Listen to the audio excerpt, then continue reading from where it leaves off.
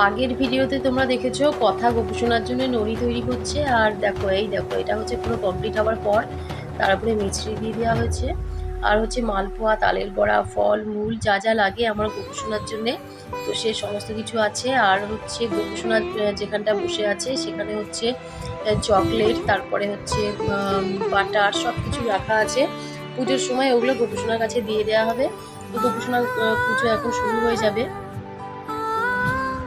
তো গোপু সোনার পুজোর মোটামুটি সমস্ত কিছু জোগাড়জান্তি হয়ে গেছে, এখনই পুজো শুরু হবে। আর হচ্ছে কালকে তো আবার নন্দ উৎসব, কালকে আছে প্রচুর আয়োজন। তো চলো বন্ধুরা, ভিডিওটা তোমরা দেখতে থাকো। আর এরপরে হোমটা হবে, হোম যজ্ঞ হবে, তো তারও জিনিসপত্র সমস্ত রেডি। ওই দেখো ওখানে বালি এনে রাখা আছে, বেলপাতা, তারপরে বেল কাঠ, তারপরে যজ্ঞ করতে যা যা লাগে তো সেটা হবে। হওয়ার পর